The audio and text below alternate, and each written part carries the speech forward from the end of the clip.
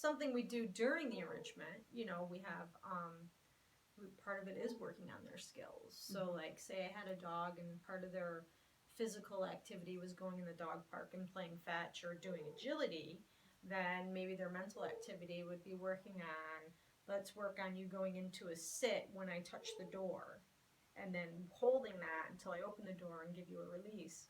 Like those types of things. So we continue to work on those even during the day with the dogs. Do you find that reactivity progresses as they spend more time within the shelter? It depends. And yeah, it does, because some dogs will get like fearful. This is a very stressful environment, and that's our goal, is to take the stress off them as much as we can. Um, I'm learning so much here from people like Namiko and Lindsay, our behavioralists and our trainers and our enrichment coordinator. And just, we're very fortunate to have those types of people here for these dogs. Not many shelters have that luxury.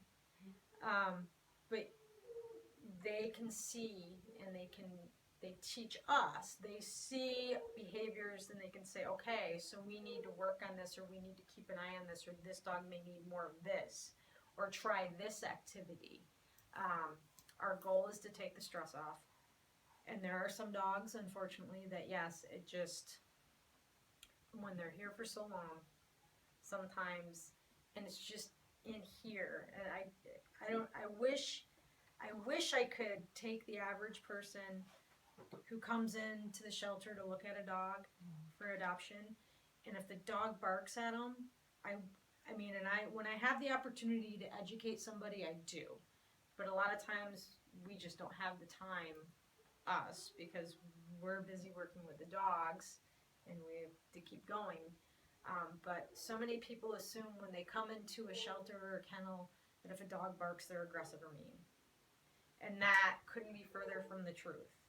And so a lot of times when I did have the chance, I would go up to that dog and I would take those people up there, and as many of us here do who work here, and show you're walking by and you're one of probably 30 people that are going to walk by today, and there may have been a 8-year-old who walked by and yelled at him. You know, like, he's reacting because the environment is stressful, and this constant movement of people coming by is stressful.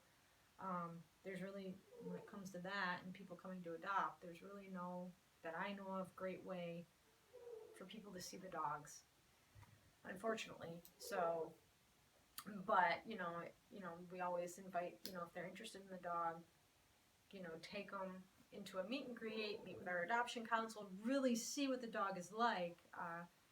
One of my favorites is, when I started here, was Dodger. And he was a pit bull, little pit bull mix, Staffordshire Terrier. He was a leash biter, and my Vinny was a leash biter, because Vinny came from here as well, and Vinny was a leash biter. He was very reactive. Yeah, yeah. So, and I tend to like to work with the harder cases. Like, it's like I want to work with them and give them my time, because they need it. And so as soon as you got him outside, we got to the point where I'd give him a toy and he'd have the toy in his mouth, and I started putting him on a harness instead of a collar, and we'd get outside and he'd be good, and then he'd carry his toy around the whole walk or whatever, which he was just a doll. So we come back, and when I had quiet time, I was sitting in his kennel and he was just cuddled up in my lap. Well, initially, the gentleman who walked by, Dodger barked at him, and he and his girlfriend had made a comment. And I'm like, no, he's just, it's people walk by, and so he sat there for a minute and watched as Dodger just totally curled himself up in a ball in my lap and just sat there. And him and his girlfriend sat there, I don't know, and talked to me.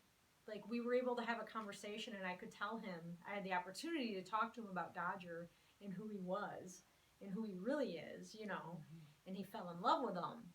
And he came back to meet him, and about, I think, a week and a half later, he adopted him, and he's still with him. So, like, that's the impression you see maybe firsthand is not what that dog is, and you have to give them that chance and that opportunity to show who they really are. And they can't necessarily do that inside the kennels, you know, inside the shelter environment.